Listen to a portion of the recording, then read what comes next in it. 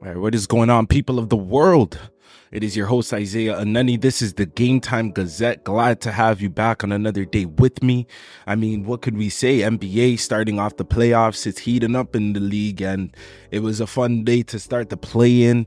We're talking about LeBron and Curry playing on the same day, so you know you're going to get some good basketball. And if it's a playoff feel as well, you know, we got some good games off of their Champions League. Oh my gosh. I was about to not make this episode today. with the hurt I feel from the Champions League, but we'll get into it later in the episode. Also had a lot of other news around the sports world. So without further ado, let's get right down to it. And let's start it off with the fastest 180. Here we go. Alrighty, to start us off, of all the car upgrades in Suzuka last week, we're starting off with some F1, but of all the car upgrades appearing in Suzuka last week, by far the most extensive was that of the Aston Martin AMR24. You know, as is with all of this generation of car, the target of performance improvement is the underfloor. That is where the biggest gains are to be made with cars which generate such high proportion of their total downforce from the floor's interaction with the track surface. Obviously coming into China this weekend with some more, you know, just underfloor upgrades, get that downforce better, seeing that AMR 24 up more in the midfield, or you know, where they want it to be, you know, improving from last year, right? A little slow start for Aston Martin, so they hope that these improvements will have helped. I mean, they just re-signed Fernando Alonso as well, silencing a lot of that drama from the outside, the silly season as well, so now they can just focus on the racing and trying to get better results. And as well for F1 and in China this weekend, Max Verstappen has the opportunity to become the first driver, or he has the opportunity to win 50% of races in the last 4 years, or since like 2019, something like that, in China. You know, the rest of the grid won 53 races, and he, up until this point, won 52. So it's like he's able to tie them up. An incredible feat for him. And Red Bull, he's obviously been dominating for a few years now, and it's starting to get a little tiring. Hopefully the teams start, you know, catching up now here. In the NHL, you had the Capitals make the playoffs with a negative 37 goal differential.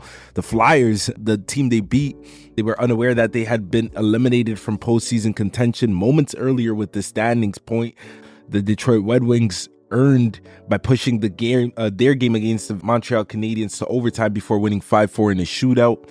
You know, O'Shea's goal and Washington's victory eliminated Detroit from playoff contention too, although the Capitals, and as I hear, it's coming close, and don't worry, you know, if you've watched GameTime Gazette as well, I just go through the buzzer, got to get this news out to you. But yeah, it's eliminated from playoff. Detroit was eliminated from playoff contention with O'Shea's goal, right? And yeah, although the Red Wings have one more win than the Capitals, they finished with each with 91 points. The Capitals clinched the last remaining playoff berth via tiebreaker, 31 regulation wins versus 27.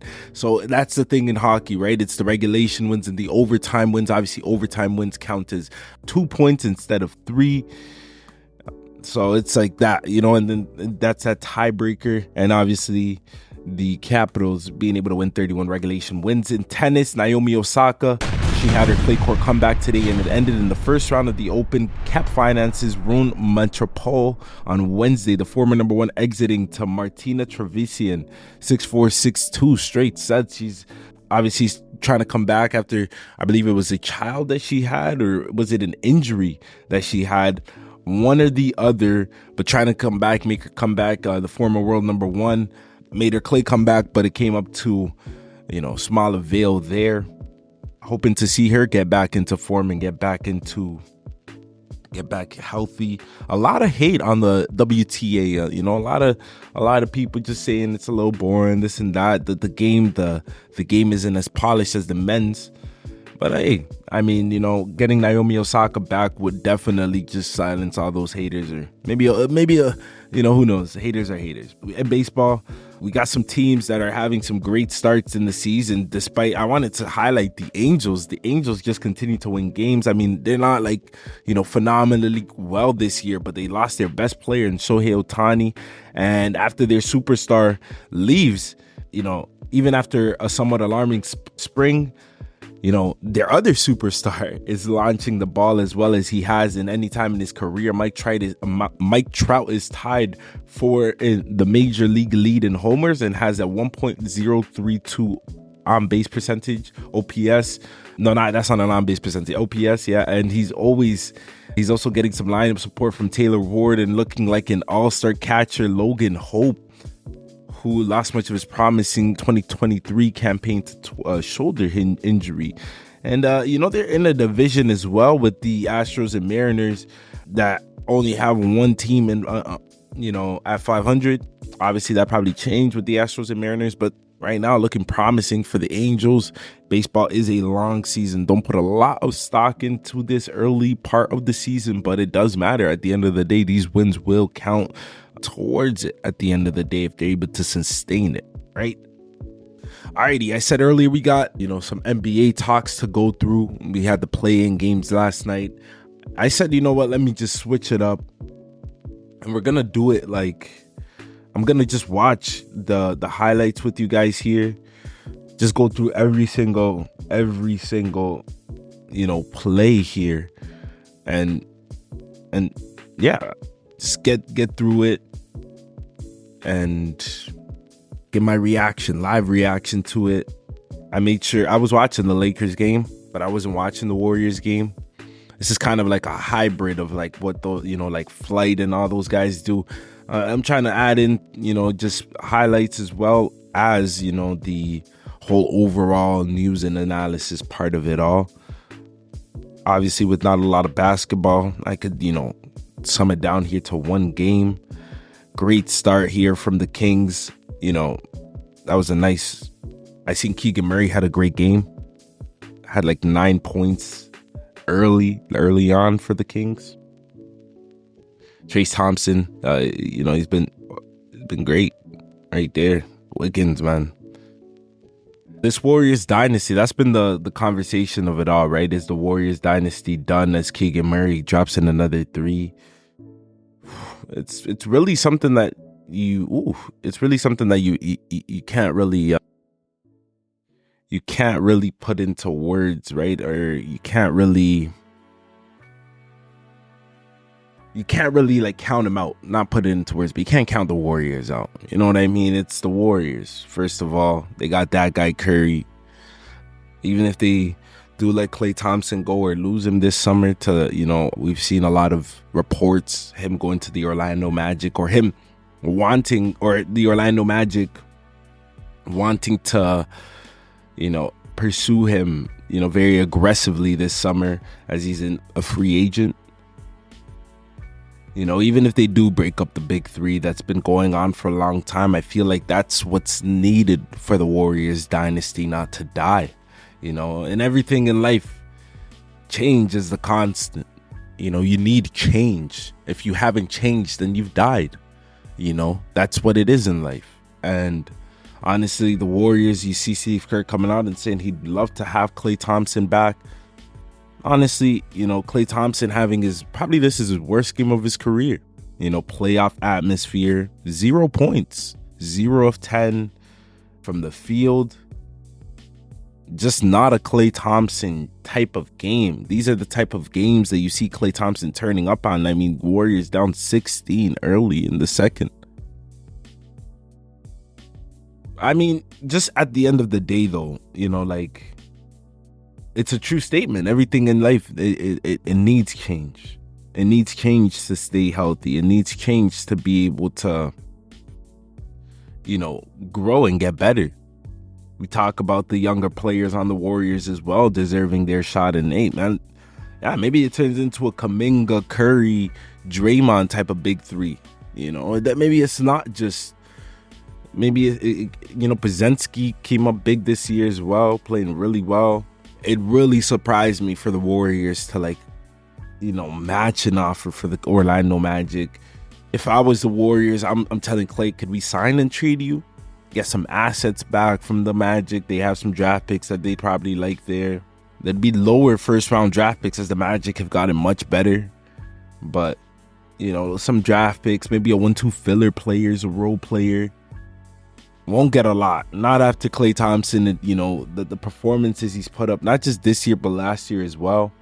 Obviously, it's not just, oh, he's old, this and that. Like, you know, we gotta like acknowledge the obvious as well. His legs are just not the same. You know, if you've ever played basketball, if you've ever played any sport, if you get a leg injury, you know, much less an ACL, MCL injury, you're just never going to play the same again. The feel of it all, your legs are just literally not the same. Like, yeah, they repaired it, but your legs are just not the same. They will never be 100% again. And Klay Thompson had both injuries in back-to-back years. It's devastating, you know, but that is the life of basketball. It's not like he died. And it's not like he's not going to get another contract somewhere else. That as well, right? You know, like, he'll be good. He'll be good. It is sad to see the Warriors' current dynasty, this one built together. And I do believe that the current dynasty, Klay Thompson, Draymond Green, and Steph Curry, I don't think they should keep them together. I honestly don't know. Nobody knows for sure what they're going to do. The Warriors gave Draymond Green a $100 million contract last season when everybody thought that they weren't going to give him anything, that he was going to the Lakers, right? So it's like, you got to put that into account as well. The Warriors are loyal to their guys, right? But I do truly believe that, you know, if they do decide to tweak this just a little bit, give Steph Curry, you know, obviously, you're not going to find another Klay Thompson. It's just not going to happen. Definitely not in this draft. I don't think they have a Klay Thompson in this draft, but can find some capable shooters put around Steph Curry. And, you know, with that defensive mindset as well, some 3-and-D players, you know, like you're looking at, you know, similar type of archetypes. Like, obviously, you're not going to find an exact OG Anunoby, but another, you know, similar type of archetype, you know, start looking through there. And I'm thinking, like, obviously this guy got in a lot of trouble recently and he's been kind of trash. Ben McLemore type of player, right? That's the type of player that the Warriors gonna kind of re-up with, you know, where it's gonna, like, he's gonna be available. Obviously, Ben McLemore's not in the league. I'm not saying McLemore, but I'm saying, like, a player of his caliber type. Yeah, and honestly, you know, with that fact, I think that the Warriors can be back, right? I was gonna wait for a little longer to do this because I wanted to do the first and second game, and I still will. But yeah, let's move on to the Lakers game really quickly before we get into Wild Takes Wednesday and some more stuff that I got planned for you guys here on this beautiful Wednesday afternoon. Alrighty, so to the Lakers game we go. That Lakers game, really before the game started, I was like kind of convinced that I already knew the outcome of the game, that the Lakers had it in the bag and this and that and all of these things, you know. And coming into the game, even though I'm not gonna lie to you, I didn't expect to see an 18-point lead in the game. Oh, I did expect to see an 18-point lead in the game. There's a few things I did. I didn't expect AD to ghost. I didn't expect D'Angelo Russell to turn up the way he turned up. Maybe that's on me. I mean, complimentary pieces. Even Austin Reeves, Rui Hachimura had some great defense and great offensive plays there for the Lakers as well. I'm gonna say it. I'm gonna get it right. Why am I stuttering with this? Why is my brain freeze with this? The contemplate. Really? Ole. The other guys. Jeez Louise, I gave up. I took the L. It's okay. The other guys. Even like Taurean Prince. Forget who else comes off the bench for the Lakers last night. Played for the Heat last year. You guys know what I'm talking about. Gabe Vincent. Yes, Gabe Vincent as well. They stepped up. They stepped up in a game where AD was slow to start. I think he had like 5 points in the first half, something like that. 10 points in the first half. I think he had like 6 points in the first half, right? So it was a slow start for AD, and great start there for, the Pelicans, most specifically Zion Williamson. I mean, we didn't see him attempt not one 3-pointer, not one mid-range shot, but he got into the paint relentlessly. They could not be stopped. I'm watching the game and I'm saying, if this guy develops a jump shot, if he develops a mid-range game, if he develops a 3-point shot, and you could call him, you could have him, we're going to be watching Zion Williamson a lot more in these playoffs for years to come if he adds those things to his game, right? Obviously, at the end of the game, unfortunately, he went out with an apparent left leg injury. Didn't know what the appearance he is in that. I'm looking for information online, trying to get the information, from some sources, ESPN, all those other guys, and trying to see what he actually went out with, because in the play that he went out with, it didn't seem like anything happened to him, but obviously non-contact injuries are possible. So wanted to see what happened to him. It looked like he was in pain, wincing and everything. They were tied, I think, when he left the game, tied or maybe down 2, something like that, but they were right there, came back down 18, and they just left. He left right after a made bucket, and it was after that they didn't really have much left. It was only him really throughout the whole game. He had 40 points. Zion had 40 points. Really able to put these Pelicans team on his back in a game where CJ McCollum and Brandon Ingram really didn't show up as well. Just looking at they have another opportunity. The Pelicans also have another opportunity to get into the playoffs. So, to play the Kings. They're going to be playing the Kings on Friday. So they have another opportunity for sure, right? But at the end of the day, what has to be said is, first, when we do the first round matchups and everything, probably going to do it on Friday. When we record the episode where we go through the whole NBA playoffs, and I'm going to do it like March Madness style. I'm going to give you my picks for every round, and then we're just going to go through from there, and give you my analysis and whys and this and that, and before the playoff starts, and the GameTime Gazette bracket. Love it. But yeah, just with that being said, the Lakers able to beat the Pelicans. Now they get a first round matchup with the Nuggets. The whole conversation was, do the Lakers want to tank? Maybe the Pelicans were doing that, Zion seeing that, the energy he was expending was a lot, and CJ McCollum coming out, Brandon Ingram coming out. Obviously, I'm not trying to speculate. They gave up the loss, but it just seemed weird that he came out. I think that they fancy their chances more against the Thunder anyways than the Pelicans, than the Nuggets, even though I don't think they beat either one of them. I think they fancy their chances with them instead of the Nuggets. But yeah, it happened at the end of the day. It was an exciting comeback though from a fan perspective to see the Pelicans not let this turn into a blowout. The Pelicans, Larry Nance Jr. and Brandon Ingram, Larry Nance Jr. and Zion Williamson. I'd say Trey Murphy as well. Really, Jose Alvarado, Grand Theft Alvarado, him as well, just keeping them in this game, being able to come back. They were almost down 20, man. Yeah, 5:37 left in the third quarter. And then just seeing Zion just... That feels like... That's the sound I get when I hear Zion running, bro. At the end of the third quarter was a really big run for them as well.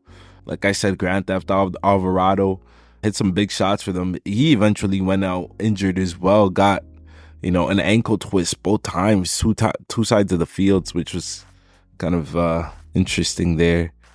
Yeah, and the Pelicans, like I said, they're the only team, or like I said, did I say it yet? I don't think I said it yet.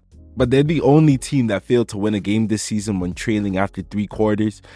They did erase a 18-point second half deficit, to find itself tied with the Lakers in the final few minutes. But second half deficits have been their boogeyman this season.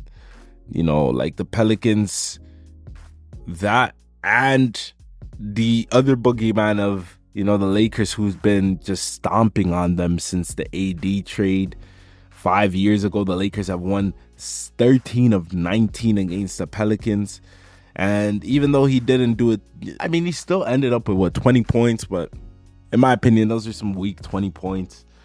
You know, he has often feasted on his large yet overmatched former team. You know, like, that's the one thing I was saying too. I was watching this game with my friend as well, and it's like, I was like, it's just, this game is the matchup itself for the Pelicans and the Lakers.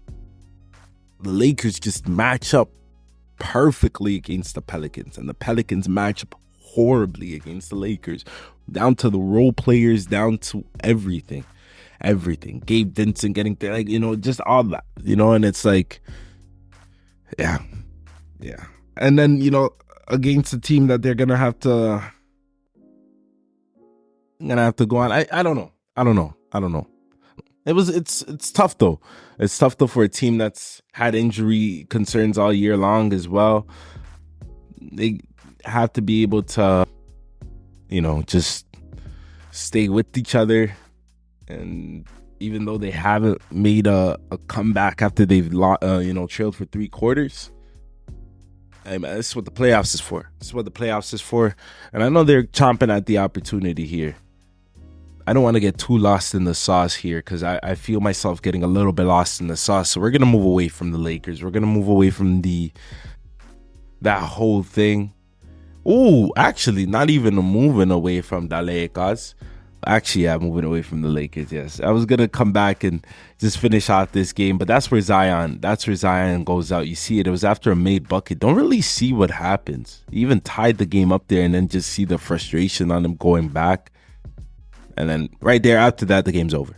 You know, so we could stop it there. Alrighty.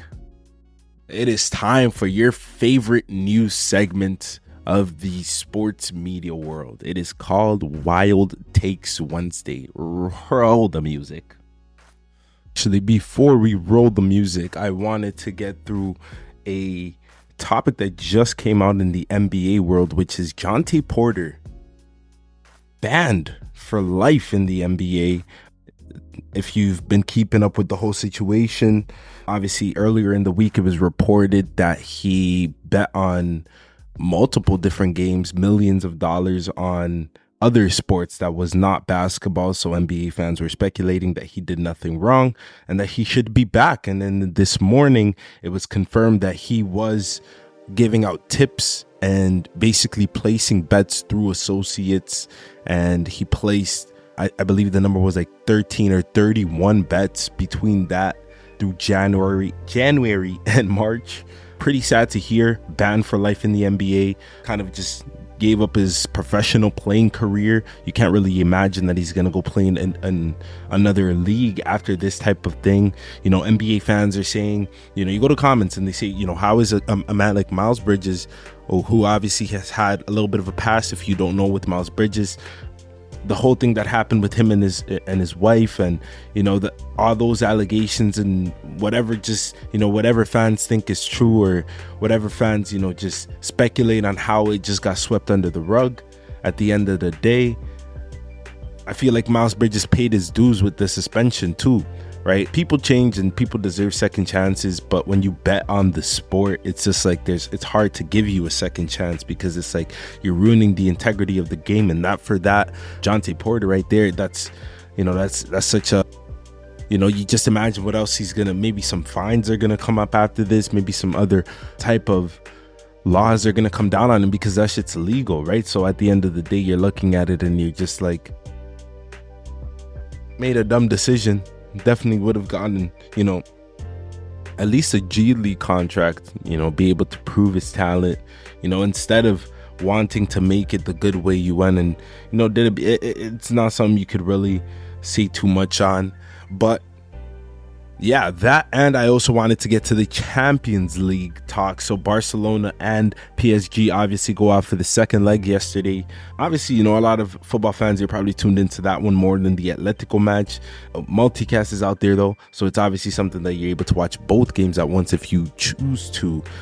Same ways, for the Barcelona game, if that's where we're going to start off, Barcelona has a great start.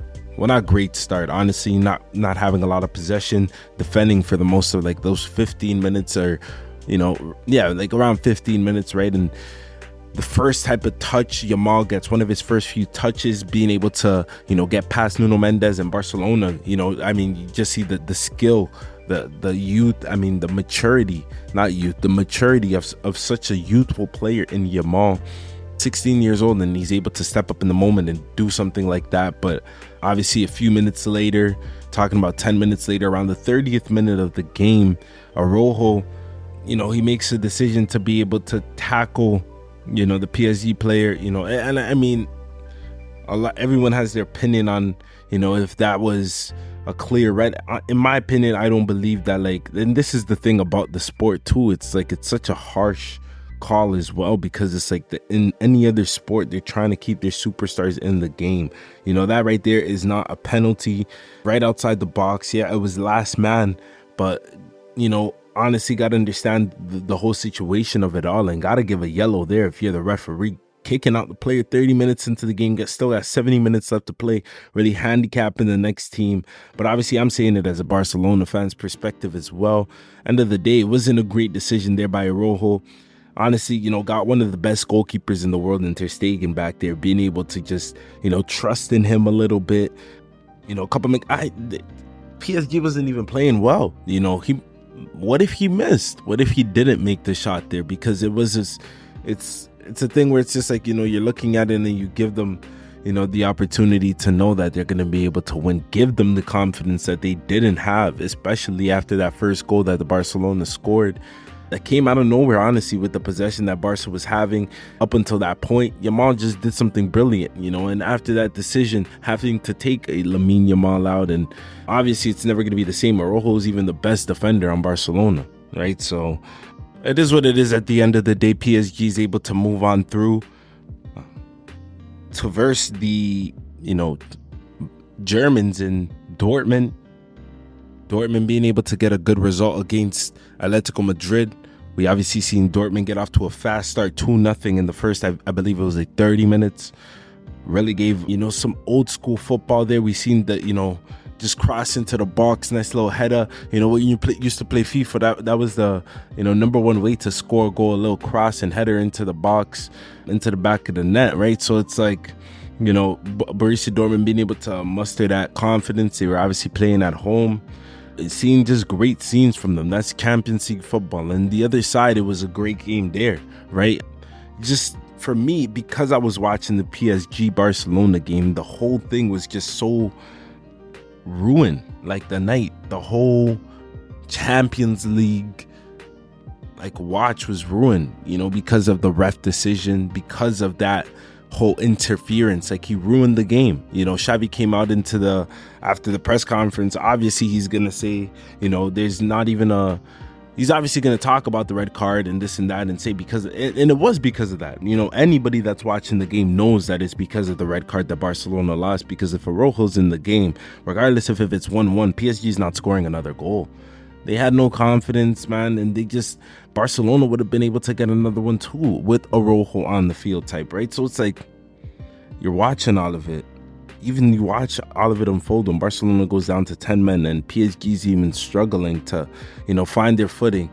Mbappe only scored off a penalty, and then he scored in, an assist off Koundé. So Koundé plays right back for Barcelona. So it's mistakes were made.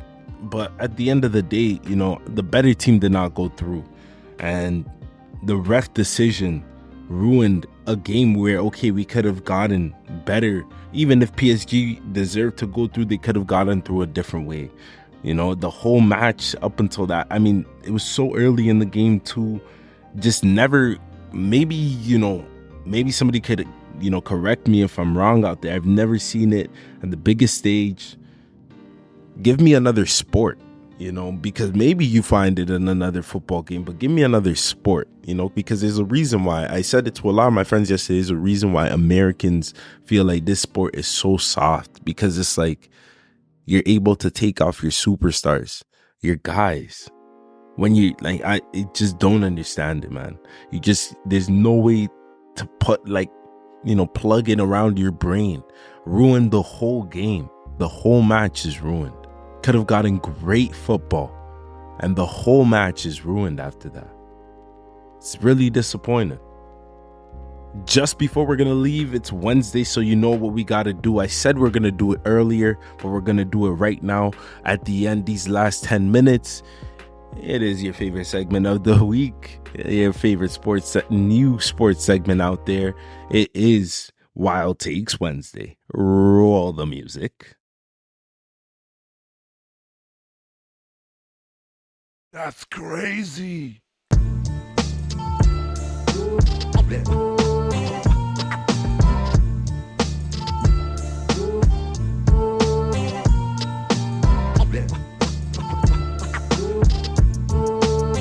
Wild Takes Wednesday. Take one.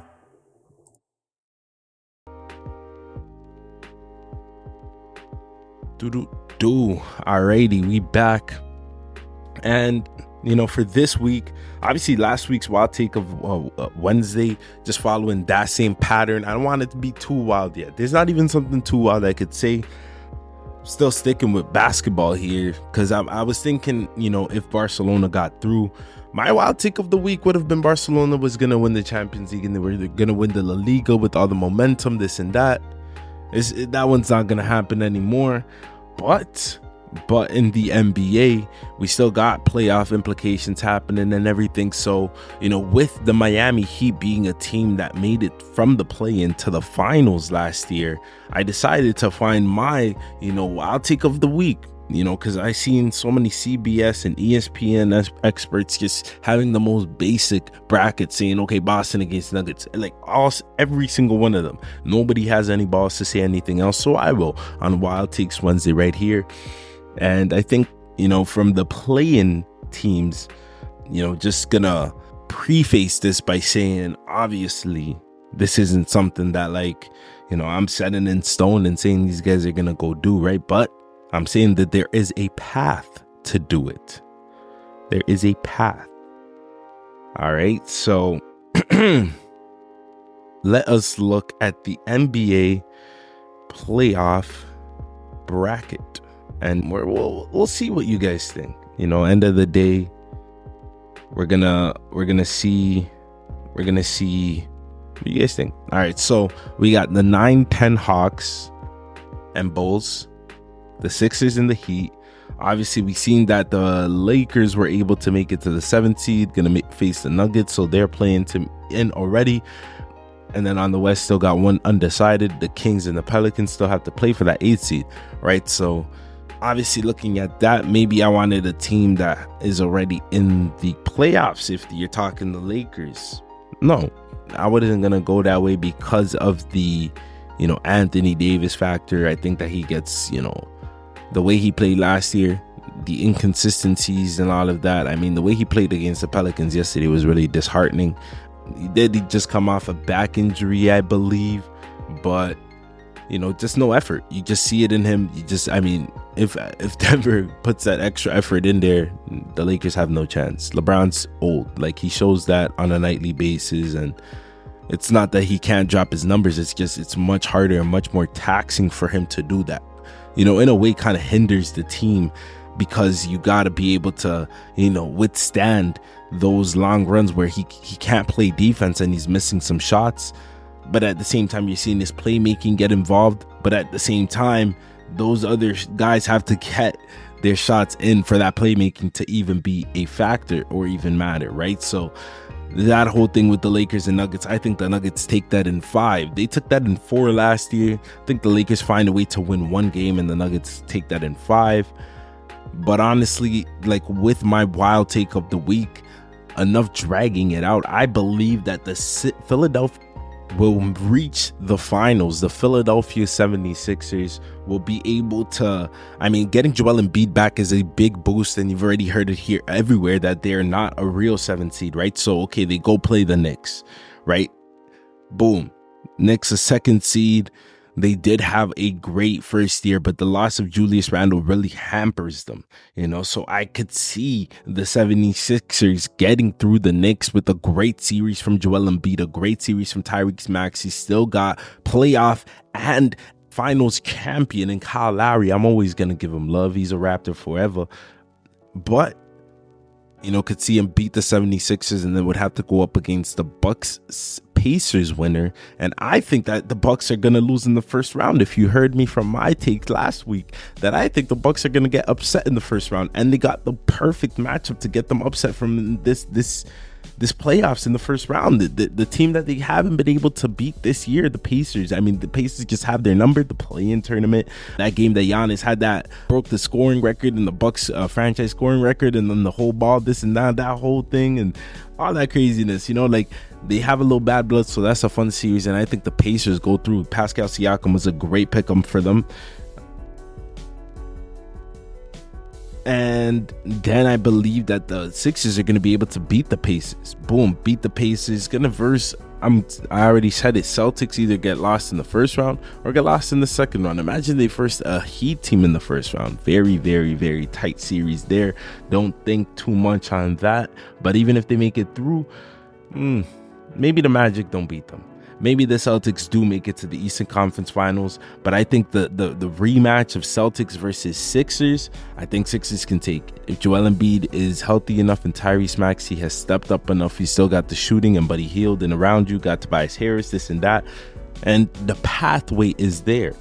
Not saying this is for sure certain this and that, but you're looking at a take that isn't too wild here. Another, it's the second week in a row. I feel like I'm, edging you guys here with saying this, but these are some, not that they're safe, because obviously the Sixers could lose in this weekend as well. Never know. They could lose in the first round against the Knicks, but they got the pathway there. So it is a wild take, but not too wild of a take there. And, repeat that whole play-in the East, winner or whoever makes it out the play and be able to go make it to the finals. Obviously both teams didn't make it out the play. Both teams that made it out the play in last year didn't make it to the finals, only by my Heat, but keeping that streak alive, that at least one of them, you get what I mean. Yeah, so with that, I'll give my picks for the remaining play-in games. So I do believe that the Bulls get through the Hawks. I believe that the Hawks get through the Bulls. I'm sorry, get a little bit of an upset there. The Bulls do have, Kobe White stepped up. Vucevic has been playing better. Obviously, Debo, DeMar DeRozan, always have love for that guy, but I just don't think they have it. Coach Billy Donovan, all of that. I feel like he's just need a new voice, a new change of scenery. I feel like they need a little bit of a reset there in Chicago, and I feel like Atlanta pushes them to that, right? And if it's not going to be them, it's because Atlanta is the most inconsistent team in this playoffs bracket here. They're the worst team in the playoffs bracket here, and I could see why the Bucks have them, as the underdogs in here, because you don't know what Atlanta Hawks you're gonna get. Are you gonna get the Atlanta Hawks that's efficient, making their shot, making smart shots, playing great defense? Or are you gonna get the Atlanta Hawks that's slow defensively? They're not making nothing, taking bad shots, and just getting blown out.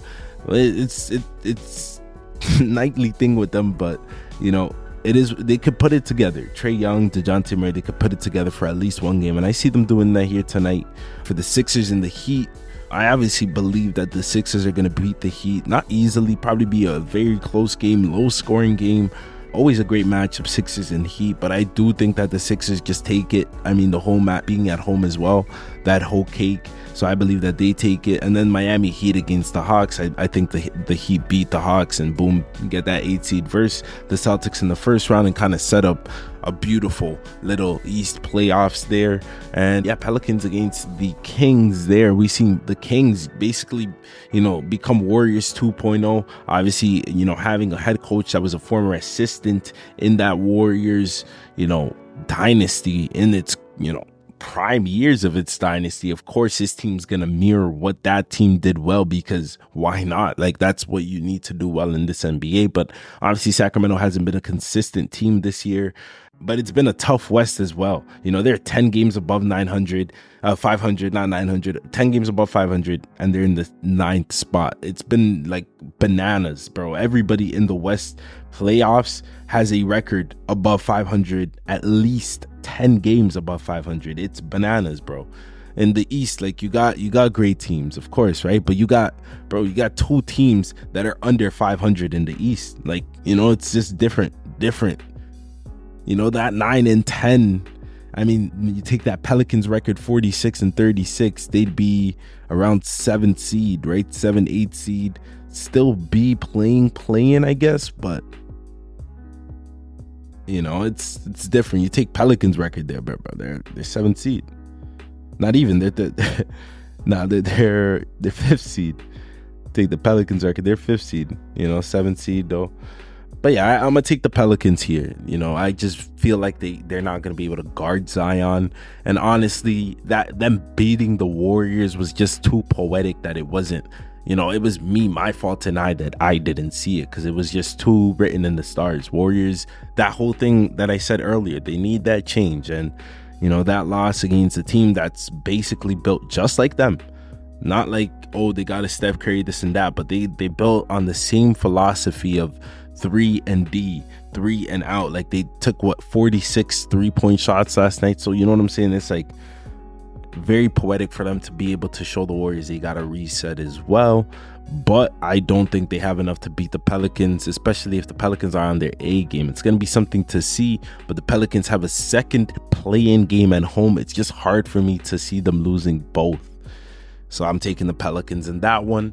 And with that is the end of the episode. I thank you for reaching this point. If you have, just leave a like, leave a comment, tell me what you think about the episode, tell me what you think about what we talked about today or what I talked about today, and subscribe to keep up with any other episodes that I drop. Remember, they are Monday, Wednesdays, and Fridays. And with that, it's been your host, Isaiah Neni. It's been the GameTime Gazette. As always, remember, you know, love your neighbor like you love yourself, because Jesus loved you and he ain't have to. Remember that. And have a great Wednesday night and Thursday. I'll see you guys back on Friday. Peace.